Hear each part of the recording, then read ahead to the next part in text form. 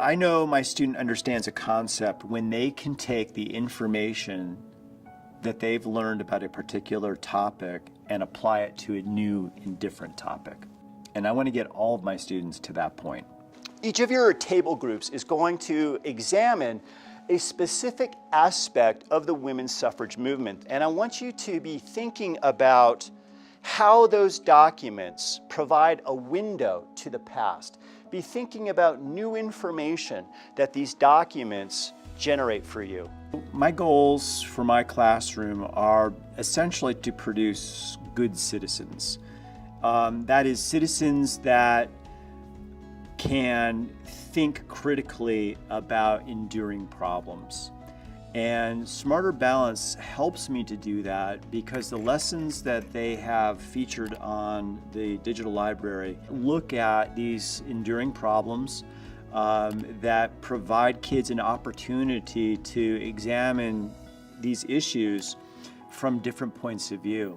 And that's fundamental, I think, to being able to make these kinds of critical decisions and evaluations.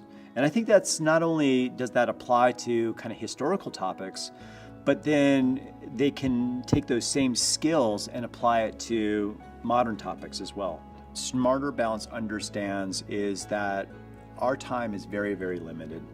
And we have a lot of pressures and a lot of demands on our time. They understand that for us to find new lessons and new content in a way that's easy, that's accessible, that's dependable, is a great resource for us. It's real simple to use. I just click on the link. It takes me to background information regarding the Common Core State Standards, assessment targets, and then it goes into greater detail, giving me a summary of this particular lesson, connections to formative assessments. It also has active links in it so that I can go directly to the Library of Congress to download the primary sources featured in this lesson. And that's exactly what I did. I love the Library of Congress. They have some incredible resources there, but it is definitely not teacher friendly. So this is a great way to access those wonderful resources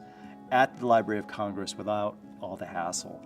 And for me as a busy educator, that's really important. The digital library contains instructional resources for grades K through 12. These materials are developed and vetted by fellow educators. Materials are tagged according to their alignment with the Common Core State Standards.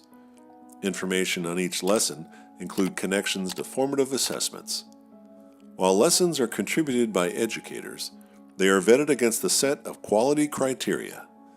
These are resources by teachers for teachers. As an educator, I want to know that these lessons have been vetted by other educators. The comments and the ratings really help me to narrow down which of the lessons that I want to devote my time and attention to.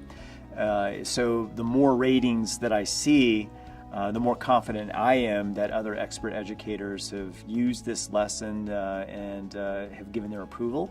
So I'm more confident in using those lessons.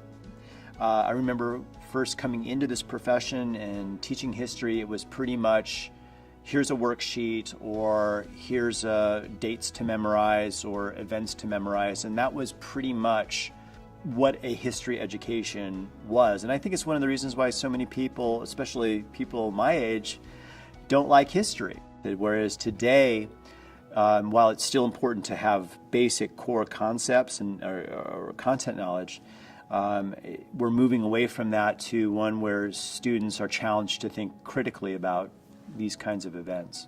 I need tools that give my kids the skills they need to succeed.